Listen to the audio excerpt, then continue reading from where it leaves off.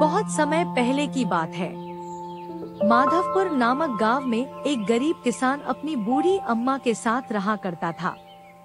उसके पास एक छोटी सी जमीन थी जो कि बंजर हो चुकी थी। फिर भी वह दिन रात उस पर मेहनत करता था। मोहन बहुत ही मेहनती और ईमानदार था। वह एक आत्मविश्वास से भरा हुआ व्यक्ति था जिसे न हालातों से डर लगता था न ही लोगों की बातों से। हर दिन सूरज उगने से पहले ही वह उसी आत्मविश्वास के साथ उठता और अपने खेत की ओर बढ़ता जहां सिर्फ बंजर जमीन थी, लेकिन उसके सपनों की हरियाली छिपी हुई थी। उसे यकीन था कि एक दिन उसकी मिट्टी उसे जरूर जवाब देगी, सोने जैसी फसल बनकर। ओ बेटा मोहन, तेरे लिए मैंने जमींदार से बात कर ली है। वो तुझे अपने पास काम पर रख लेंगे। तू भी जाकर उनसे एक बार बात कर ले बेटा।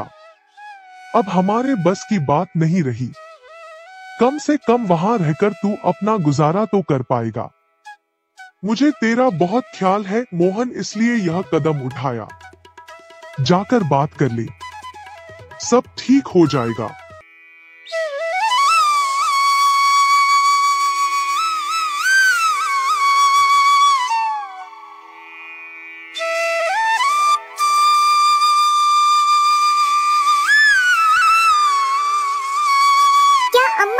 क्यों बात की वहाँ?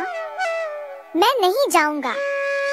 हमारा खुद का खेत है तो मैं दूसरों के पास क्यों काम करने जाऊं? मैं गरीब सही मगर खुददार हूँ। मैं अपनी मिट्टी में पला हूँ, उसी में पसीना बहाऊंगा। चाहे जितनी भी मुश्किल हो अम्मा, मैं अपनी ही जमीन पर मेहनत करूंगा।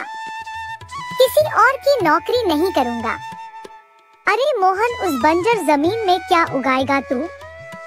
वो जमीन अब बिल्कुल बेकार हो गई है बेटा। ना उसमें नमी बची है ना जान। तू अपनी जिंदगी यूं ही जाया कर देगा।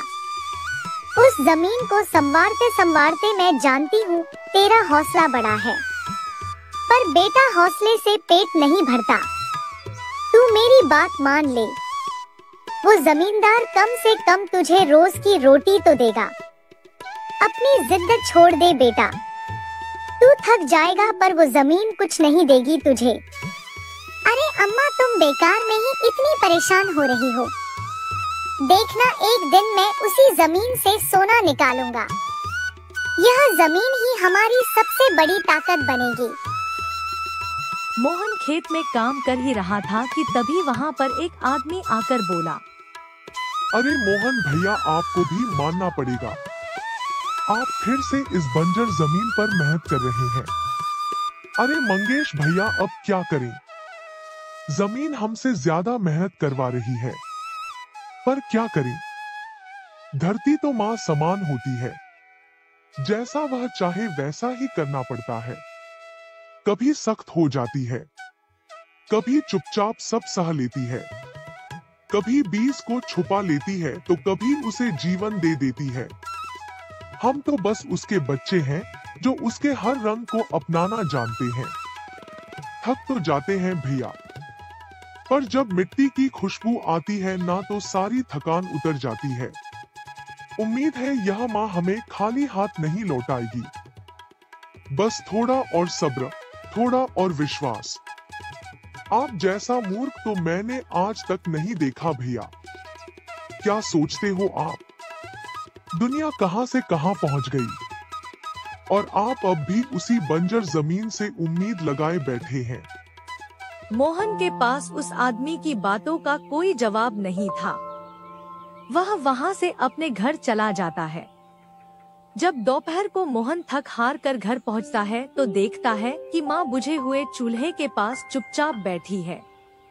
क्या हुआ अम्मा? तुम ऐसे क्यों बैठी हो? खाना क्यों नहीं बनाया? क्या बात है? बेटा, चूल्हा जलाने के लिए लकड़ियाँ नहीं है, इसीलिए चूल्हा कैसे जलेगा? बस इतनी सी बात है अम्मा। मैं अभी जाकर ले आता हूँ लकड़ियाँ। मोहन लकड़ियाँ लाने जंगल चला। चॉकलेटी बहू। सुनीता जी की बहू की उम्र अब लगभग 37 साल की हो चुकी थी, लेकिन दिखने में अब भी वो किसी 22 साल की लड़की की तरह खूबसूरत लगती थी। सुनीता जी की बहू का नाम था अवनी। अवनी की खूबसूरती देखकर मोहल्ले की सारी औरतों को उससे जलन होती थी। 37 साल की उम्र में भी अवनी काफी चॉकलेटी लगती थी और इसकी वजह से उसका पति अनिरुद्ध काफी खुश रहता था। अरे अवनी, हमारी पड़ोसन कल कह रही थी, सुनीता जी आपकी बहू को देखकर तो लगता ही नहीं कि 37 की हो गई है। हो सकता है मम्मी जी उनकी बहू 27 साल की उम्र में भी 37 की लगने लगी है, इसीलिए बेचारी को आपसे जलन हो रही होगी। वैसे बहू, मैं किसी से कहूंगी नहीं, लेकिन एक बात तो बता, तुम्हारी इस जवानी का राज क्या है? क्या बताऊं मम्मी जी, आप तो जानती ही हैं, मेरे पापा की चॉकलेट की दुकान थी। मुझे बचपन से ही ना चॉकलेट खाने का बड़ा शौक था। और एक बात बताऊं, मैंने अपने बेडरूम में एक बड़े से बॉक्स में बहुत सारी चॉकलेट रखी हैं और रोज कम से कम 4 चॉकलेट खाती हूँ। बस इसी की वजह से मैं इतनी चॉकलेटी और खूबसूरत दिखती हूँ। अरे लेकिन मैंने तो सुना था कि ज्यादा मीठा खाने से आदमी बूढ़ा दिखने लगता है। ये सब कहने की बातें हैं। चॉकलेट खाने से तो इंसान मीठा मीठा बोलता है और खूबसूरत दिखता है। लेकिन आप किसी से कहना मत सासू माँ। अगले दिन जब सुनीता जी अपने पड़ोस की औरत से मिलती है तो उनकी पड़ोसन फिर से वही सवाल करती है। अरे सुनीता जी बताइए तो सही, आखिर आपकी बहू इतनी चॉकलेटी कैसे दिखती है? कल देखा था मैंने, ब्राउन कलर की साड़ी पहनकर बिल्कुल चलती फिरती चॉकलेट नजर आ रही थी। वैसे मैंने अपनी बहू से पूछा था, अब देखो उसने ना मुझे किसी को बताने से मना किया है, लेकिन तुम मेरी सहेली हो इसलिए बता देती हूँ। अरे हाँ हाँ बताओ ना सुनीता बहन, मैं भी उसका नुस्खा अपना लूंगी और जवान दिखने लगूंगी। और मेरी बहू वो तो 27 साल की उम्र में ही बूढ़ी होने लगी है, फिर देखना अपनी बहू से भी ज्यादा खूबसूरत दिखूंगी। मेरी बहू ने बताया था कि वो भर भर के चॉकलेट खाती है, लेकिन देखो तुम किसी को बताना मत। हाँ। जवान और खूबसूरत दिखने के चक्कर में सुनीता और उसकी पड़ोसन दोनों मिलकर खूब चॉकलेट खाने लगते हैं, लेकिन ये बात वो दोनों किसी को नहीं बताती। कुछ दिनों के बाद, कुछ दिनों से पैर में बहुत दर्द हो रहा है। हाँ, मेरे भी पैर बहुत दुखते हैं। जब से चॉकलेट खाना शुरू किया है तब से ही ऐसा हुआ है। जवानी तो दूर, मेरे तो चेहरे की स्किन लटक कर नीचे आ गई है। कुछ दिनों के बाद, अनिरुद्ध बेटा, मैं डॉक्टर से ब्लड शुगर चेक करवाने गई थी, मुझे तो डायबिटीज हो गई है। मम्मी, लेकिन कुछ दिन पहले तो आप बिल्कुल ठीक थी, अचानक आपको डायबिटीज कैसे हो गई? अब तो मीठा भी कम खाती हैं। हाँ हाँ, मैं कहाँ मीठा खाती हूँ, लेकिन पता नहीं डायबिटीज कैसे हो गई। सुनीता अपने बेटे अनिरुद्ध से चॉकलेट खाने वाली बात को छुपा लेती है और अपनी पड़ोसन सहेली के पास जाती है। अरे क्या बताऊं बहन, चॉकलेट खाने के चक्कर में जवानी तो आ नहीं रही, डायबिटीज की बीमारी लग गई। हाय रे, मेरे साथ भी यही हुआ। मैं अभी डॉक्टर से शुगर चेक करवा के आई तो पता चला कि डायबिटीज आ गई है। अरे भगवान भला करे तुम्हारी बहू का, जिसने हमें चॉकलेट खाने की सलाह दी। अरे लेकिन मेरी बहू ने कब कहा कि हमें चॉकलेट खानी चाहिए? उसने तो ये बताया था कि वो चॉकलेट खाती है। लेकिन अब हम क्या करें, हम दोनों तो जवान दिखने के चक्कर में बीमारी की चपेट में आ गए। तुम कहो तो मैं अपनी बहू से ही इसका इलाज पूछ लेती हूँ। अरे वो तो इतना चॉकलेट खाती है, उसे भी तो डायबिटीज हुई होगी ना, तो वो भी तो अपना ध्यान रखती होगी। अरे रहने दो, तुम्हारे चक्कर में लेने के देने पड़ जाएंगे। जानती हो, हमारे मोहल्ले की सारी औरतों को डायबिटीज हो गई है। अरे लेकिन उन्हें कैसे डायबिटीज हो गई? यह कोई छूत की बीमारी थोड़ी ना है। बुरा मत मानना, वो तुम्हारी बहू का जवान दिखने वाला नुस्खा मैंने उन सबको भी बता दिया था। हाय रे, ये क्या कर दिया तुमने? मोहल्ले की सारी औरतों को मीठे की बीमारी लगा दी। अरे लेकिन अब क्या होगा ये बताओ। होना क्या है, जवानी तो दूर, अब बुढ़ापा जल्दी आ जाएगा। और फिर अगले दिन, मम्मी जी, मैंने सुना आपकी शुगर बहुत हाई आई है। हाँ बहू, अब मैं बीमार ही रहूंगी, पूरी जिंदगी ऐसे ही कटेगी। अरे मम्मी जी, लेकिन आपने रील्स वाली बहू प्रज्ञा को रील्स बनाने का बड़ा ही क्रेज है और वो दिन भर रील्स बनाती रहती है। खाते पीते घूमते फिरते घर में कॉलेज में रील्स बनाने के कारण प्रज्ञा पूरे कॉलेज में हाईलाइटेड है। जहां उसकी रील्स सभी को पसंद आते हैं, वहीं मनीषा चिंता में डूबी रहती है। एक रोज जब खाते हुए प्रज्ञा रील्स बना रही होती है, तब मनीषा कहती है, 1 मिनट भी चैन नहीं है इस लड़की को। ये नहीं कि खाना तो आराम से खा ले, लेकिन नहीं, अरे थोड़ी देर रील्स नहीं बनाओगी तो आसमान नहीं टूट पड़ेगा। अरे मम्मी, इसी को तो कहते हैं डिटर्मिनेशन। तुम नहीं समझोगी ये सब। भगवान, इस लड़की को सद्बुद्धि दे। जब देखो तब टेढ़ा बाका मुंह बनाती रहती है। मनीषा की बात का प्रज्ञा पर जरा भी असर नहीं होता और वो खाते खाते रील्स बनाती रहती है। दिन बीतने लगते हैं और देखते देखते प्रज्ञा का कॉलेज भी खत्म हो जाता है। आए दिन कोई ना कोई मनीषा को प्रज्ञा की शादी करवाने का सुझाव दे जाता है। सब ठीक ही कहते हैं, प्रज्ञा की शादी कर देनी चाहिए। अपने घर के काम काज में व्यस्त हो जाएगी तो खुद ही ये रील्स और नाच गाना बंद हो जाएगा। मनीषा और प्रेम प्रज्ञा के लिए एक अच्छा लड़का ढूंढने लगते हैं और तभी विकी का रिश्ता प्रज्ञा के लिए आता है, जिसने प्रज्ञा को उसकी रील्स देखकर पसंद कर लिया था। अगले दिन विकी अपने माता पिता के साथ प्रज्ञा के घर पहुंच जाता है और प्रज्ञा साड़ी पहने हाथों में चाय की ट्रे लिए उनके सामने आती है। जब विकी को पसंद है तो हमें भी बहू पसंद है। बहन जी, आप बारात की तैयारी कीजिए। एक बार लड़का लड़की अकेले में बात कर ले तो अच्छा रहेगा। हाँ हाँ, क्यों नहीं। मनीषा विकी को प्रज्ञा के कमरे में भेजती है, जहां प्रज्ञा पहले से ही रील्स बना रही होती है। तभी विकी कहता है, आ गए आपके साजन जी। हमारे साथ ये रील्स कंप्लीट करती तो और भी अच्छा रहता। अच्छा जी, अब आ ही गए हैं तो बना ही लेती हूँ आपके साथ। दोनों मिलकर रील्स बनाते हैं। जब वी मीट और तुरंत पोस्ट भी कर देते हैं। फिर विकी कहता है, जब आप साड़ी में चाय लेकर आए तब मुझे लगा कि कहीं मैं गलत घर में तो नहीं आ गया। अब सही है।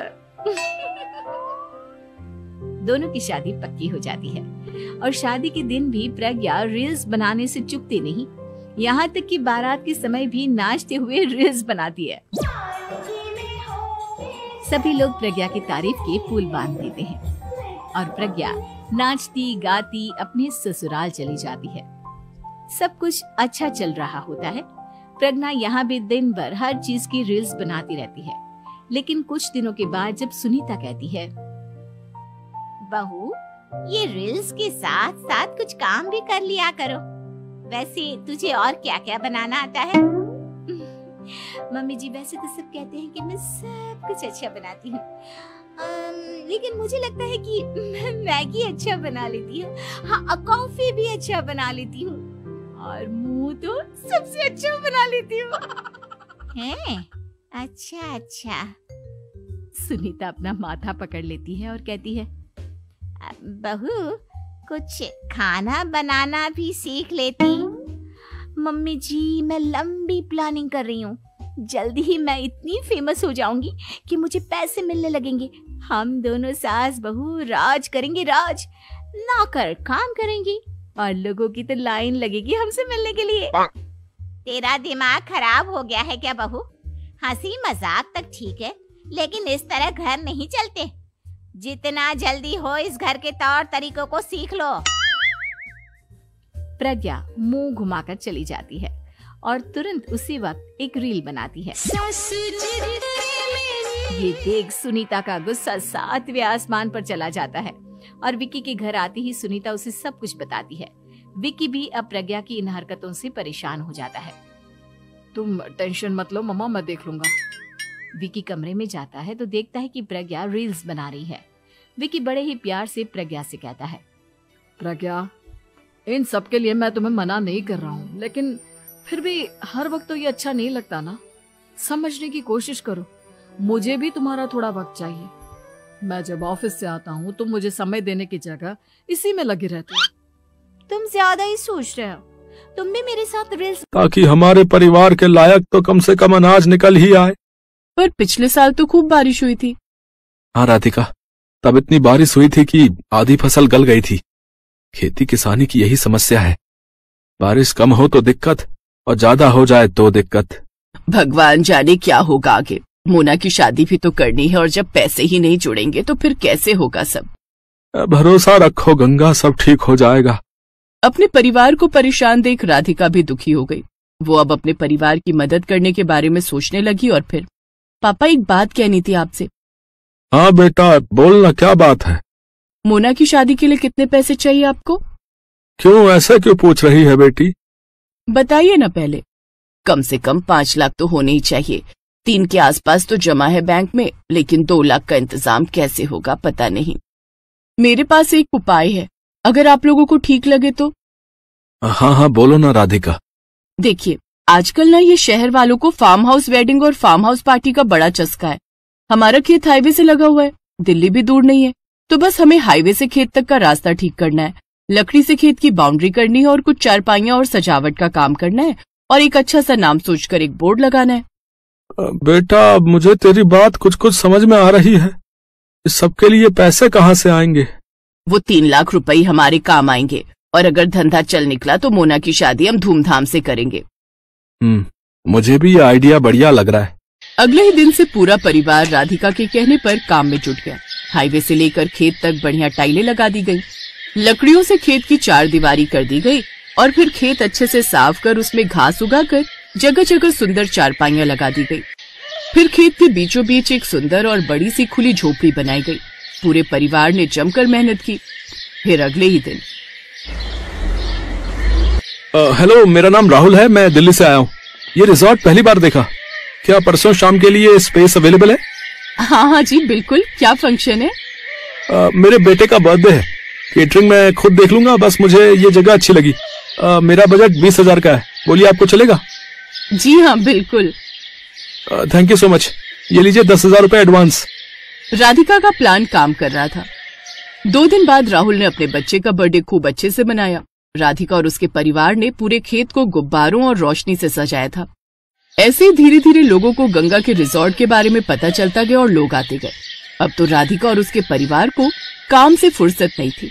फिर ठीक 2 साल बाद, भैया खाना जल्दी लगाओ, बारात आने वाली है। जी मैडम, अभी लगाता हूँ। ओहो, मोना तैयार हुई कि नहीं? मोना मोना आ जाओ भाई। देख रही है राधिका अपनी ननद को? हाँ माँ, परी से कम नहीं लग रही है। सब आपकी वजह से है भाभी, मेरी नहीं हमारी वजह से। और सुनो, अपने पहले बच्चे के पहले बर्थडे के लिए अभी से बुकिंग कर लो इस रिजॉर्ट की, क्या पता तब ये स्पेस खाली हो या ना हो।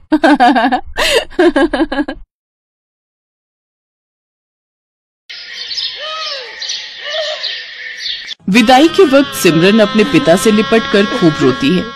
बाबा बाबा, मुझे आपकी बहुत याद आएगी, अब मैं कैसे रहूंगी आपके बिना। बेटी, जब भी तेरा मन करे तो आ जाना, ये घर हमेशा तेरा ही रहेगा। जा बेटी, अब अपनी माँ से भी मिल ले। माँ, मुझे आपने जो भी प्यार दिया उसके लिए शुक्रिया। अब ज्यादा ड्रामे मत दिखाओ और अब जा यहाँ से। ये कहकर रमोला उसे धक्का देती है कि तभी उसका पति नैतिक उसे संभाल लेता है। क्या हुआ, तुम गिर कैसे गई? वो लहंगा पैर में अटक गया था, बस इसी वजह से। फिर सिमरन अपने मन में सोचती है, अच्छा हुआ माँ को धक्का देते हुए किसी ने नहीं देखा। मैं हमेशा माँ के प्यार के लिए तरसती रही, लेकिन उन्होंने मुझे कभी प्यार नहीं दिया। फिर सिमरन ब्याह कर घर आ जाती है। उसकी सास ने उसके स्वागत में गुलाब के फूल बिछाए होते हैं। साथ ही वो बड़े प्यार से उनकी आरती उतारती है और गिफ्ट में उसे सोने का हार देती है। ये ले मेरी प्यारी बहू, तेरा सगुन।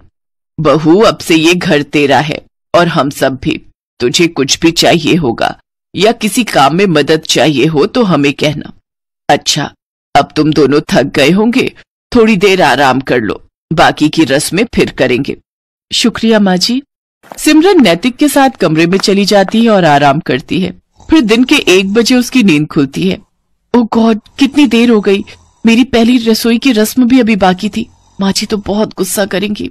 सिमरन जल्दी से बाथरूम की तरफ जाती है, लेकिन बाथरूम से नहाकर निकल रहा नैतिक सिमरन से टकरा जाता है और सिमरन फिर गिरने वाली थी। कि तभी वो उसे संभाल लेता है। गांव की जिठानी।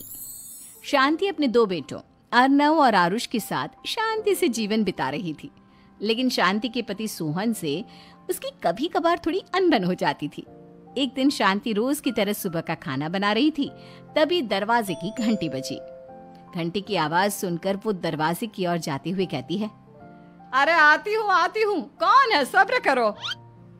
शांति दरवाजा खोलती है तो देखती है कि उसके जेठ मोहनदास सामने खड़े होते हैं। वो सक पकाकर अपना घूंघट करती है और पैर छूकर कहती है, आइए आइए जेठ जी। कैसी हो शांति? जी मैं तो बिल्कुल ठीक हूँ, सब आपकी मेहरबानी है भाई साहब। शांति और मोहनदास की बातें सुनकर शांति का पति सोहन और उसके दोनों बेटे बाहर आ जाते हैं। अरे भैया राम राम, कैसे हो आप? राम राम भाई। अरे शांति ऐसे खड़ी खड़ी क्या देख रही हो? चाय कॉफी कुछ लेकर आओ, भैया आए हैं। शांति तेजी से रसोई की ओर आगे बढ़ती हुई कहती है, अरे मेरी माँ, गेट खोलने के चक्कर में मेरे तो चावल ही जल गए। वो दौड़ी दौड़ी रसोई में जाती है और देखती है कि सारे चावल जल गए हैं। वो दोबारा चावल बनाने में लग जाती है। इतने में सोहन आवाज लगाता है, अरे शांति, तुम्हारे चावल का रोना खत्म हो गया हो तो चाय ले आओ। जी लाती हूँ अभी। शांति जल्दी जल्दी चाय बनाती है और मोहनदास को चाय देती है। सब एक दूसरे की खैर खबर पूछते हुए चाय पीते हैं। चाय खत्म होती ही मोहनदास शांति की ओर देखते हुए मजाक में कहते हैं, शांति, अब तुम्हारी चाय में दम नहीं रहा, अब हमें चाय बनाने वाली बदलनी पड़ेगी। ये कैसे मुमकिन होगा जेठ जी? घर और बाहर का सारा काम मुझे ही करना पड़ता है और कभी कभी जल्दी जल्दी के चक्कर में काम बिगड़ जाते हैं, जैसे आज चावल जल गए। अरे इसी का तो हल लेकर आया हूँ। मैंने रिश्ता देखा है अर्नव और आरुष के लिए। दोनों लड़कियां बहुत सुंदर और सुशील हैं। अगर आप दोनों इजाजत दें तो बात करूँ आगे। सोहन और शांति रिश्ते की बात सुनकर कहते हैं, अब ठीक है, बात चलाइए ना भैया, पर पहले लड़की के बारे में कुछ बताइए तो सही। हाँ हाँ भाई साहब, लड़की कैसी है, परिवार कैसा है, कहाँ के रहने वाले हैं? देखो परिवार तो बहुत अच्छा है, पर वे दोनों लोग बहुत गरीब हैं। दहेज में कुछ मिलेगा नहीं। अरे हमें दहेज में कुछ चाहिए भी नहीं, बस लड़की संस्कारी होनी चाहिए। एक लड़की तो पढ़ी लिखी है और शहर की रहने वाली है, पर दूसरी अपनी गरीबी की वजह से पढ़ न सकी और गांव में रहती है, लेकिन दोनों है बहुत खूबसूरत। अगर तुम सबको देखते ही पसंद ना आ जाए तो मेरा नाम बदल देना। हाँ, पर तो हम आंखें मूंद कर भरोसा कर सकते हैं भैया। आप आगे बात चलाइए, हम शादी करने को तैयार हैं। कुछ ही दिन में अर्नव और आरुष की शादी हो जाती है। आरुष की शादी अनपढ़ लड़की मंजरी से हो जाती है, जो कि बहुत भोली भी होती है, और अर्नव की शादी पढ़ी लिखी लड़की तनुजा से हो जाती है, जो कि घमंडी और चालू होती है। एक दिन मंजरी घर के काम कर रही थी कि अचानक शांति उसे आवाज लगाती है, बड़ी बहू, ओ बड़ी बहू, मंजरी जल्दी यहाँ आओ। मंजरी जल्दी जल्दी शांति के पास जाती है। बेटा मेरे पैर दबा दे, बहुत दर्द हो रहा है। जी माँ जी, बस बर्तन धोकर आती हूँ। अरे बैठ यहाँ, मेरे पैर में बहुत तेज दर्द हो रहा है, बर्तन छोटी बहू धो लेगी। मंजरी शांति के पैर दबाने लगती है तो शांति तनुजा को आवाज लगाती है, छोटी बहू, और छोटी बहू।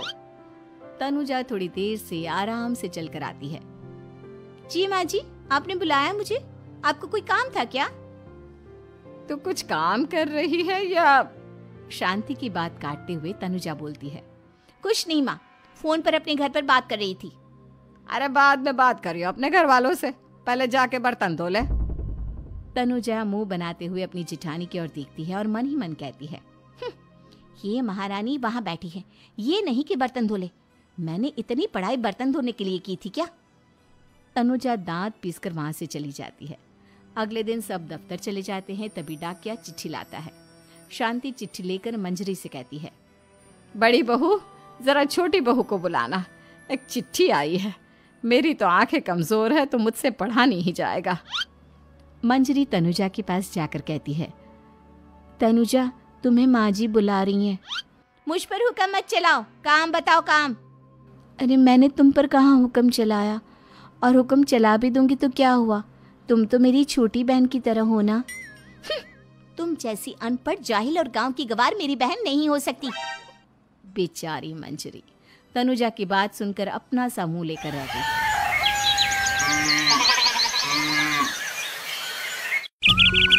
मरचू जंगल से लकड़ियां काटकर बाजार में बेचने गया, लेकिन उसे लकड़ियों के अच्छे दाम नहीं मिले।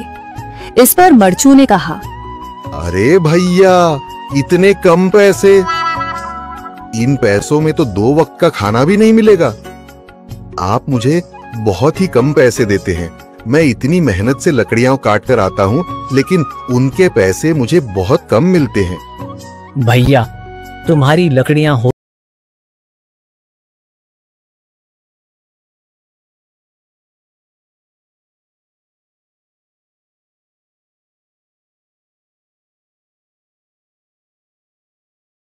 मैं अपनी जिंदगी कैसे गुजारूंगा?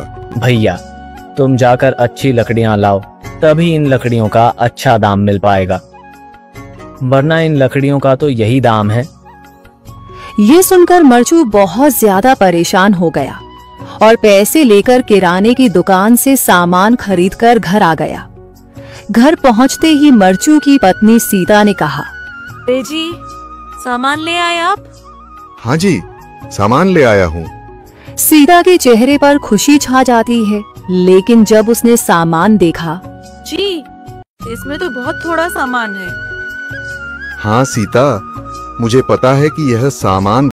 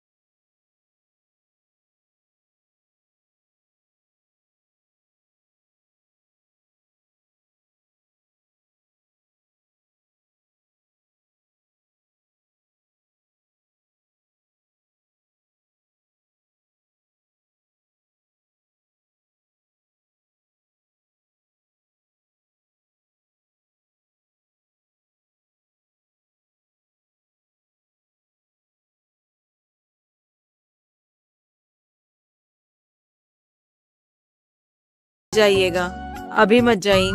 ठीक है, अगर तुम रोक रही हो तो मैं नहीं जाता, मैं कल चला जाऊंगा।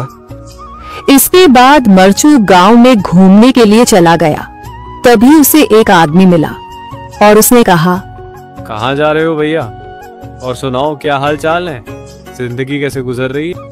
अरे भैया, तुम्हें तो पता है कि लकड़ियां काटकर कैसे गुजारा होता है। हाँ भैया, तुम सही कह रहे हो।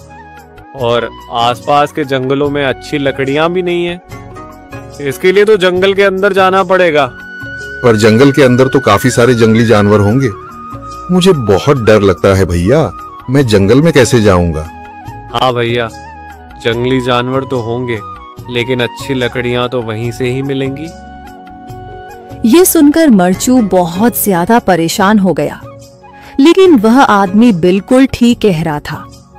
जंगल के किनारे की सारी लकड़ियां कट चुकी थीं। अब सिर्फ जंगल के अंदर ही अच्छी लकड़ियां बची थीं। अगली सुबह मरचू लकड़ियां काटने जंगल की ओर चल पड़ा। जंगल में आने के बाद मरचू ने कहा, अरे, यहाँ पर तो लकड़ियां ही नहीं हैं। वो आदमी सही कह रहा था, लकड़ियों के लिए तो जंगल के अंदर ही जाना पड़ेगा। और जंगल के अंदर जाना क्या सही रहेगा? मुझे तो बहुत डर लग रहा है, क्योंकि वहां पर तो काफी सारे जंगली जानवर होंगे जो खतरनाक होंगे। अगर आज मैं जंगल के अंदर नहीं गया तो मैं आज घर पैसे लेकर नहीं जा सकूंगा, और फिर जब पैसे नहीं होंगे तो गुजारा कैसे होगा? मरचू जंगल के बाहर खड़ा सोचता ही रहा और फिर उसने सोचा, अरे, यहाँ पर भी कोई मजबूत पेड़ दिखाई नहीं दे रहा जिससे मैं लकड़ियां काटकर घर ले जा सकूं। लगता है और अंदर जाना पड़ेगा। यही सोचकर मरचू जंगल के अंदर चला गया। अंदर जाने के बाद उसने इधर उधर पेड़ देखे, पर उसे कोई भी अच्छा पेड़ दिखाई नहीं दिया। यह सोचकर मरचू जंगल के और अंदर चला आया।